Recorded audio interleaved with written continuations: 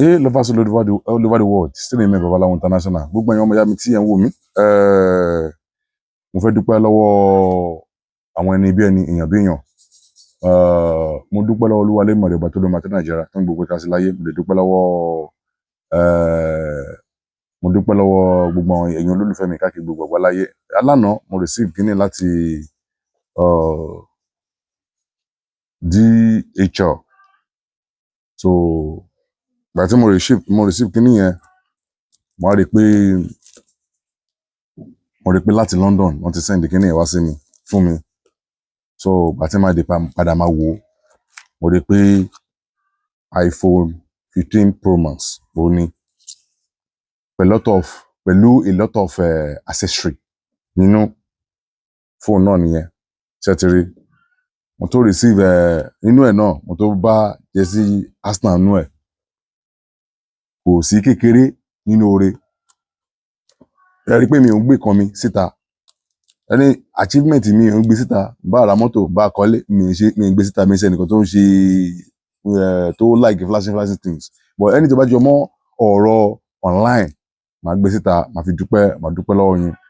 Ẹni yìí, fóònù ẹlẹ́kẹta máa fún lélẹ̀ kò ní rò pé bóyá fóònù yẹn ti wà okay o, àbí fóònù yẹn ò wà okay o. Bọ̀ bá sá ti wù báyìí, bá ti wù pé bá ti kájọ wá ti pé ẹni yìí ó di sáàbù kan báyìí, asáré sí ìdẹ̀ sí mi. Bí tó bá yẹ pé òótọ́ tí mo bá lò, lóòótọ́ mi tí ìfojú kan ní rí o, mi ò rí rí o. Mi lè parọ́, mi ò rí rí o. Òun náà kò rí mi rí àríra rí, but òun ṣe, ó lè fi tinútinú, èmi náà mo lè fi tinútinú sòótọ́ fi òótọ́ bá lò.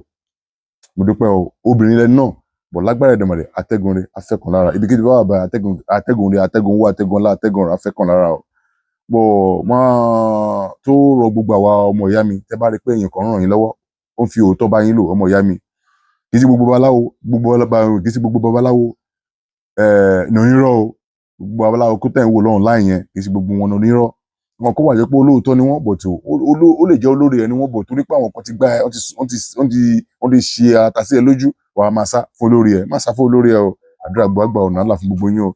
Ẹ jẹ́ ká lọ gbìyànjú iṣẹ́ ọmọ ìyá mi. Mo ti kọ́ wa nìkan, mo ní ká lọ wá ring, any ring tó wà wùn ẹ́, ó jẹ́ white báyìí, ó jẹ́ fancy ring, ó bá jẹ́ wedding ring, ó bá jẹ́ tìbílẹ̀, wá lọ fi gbìyànjú. Mo ti kọ́ wa náà self tẹ́lẹ̀, but mo rí pé àwọn kan ò ṣe, ẹ lọ gbìyànjú ẹ̀. Ó wà fún ìdáàbòbò ni, ìdáàbòbò ló wà fún ọmọ ìyá mi. Bóyá àwọn ṣá àbọ̀ wọn ṣe kan mí fún ẹ, wà á rí pé kíní ò ní ràn ẹ́. Lọ wá, ẹ jẹ́ ká lọ gbìyànjú,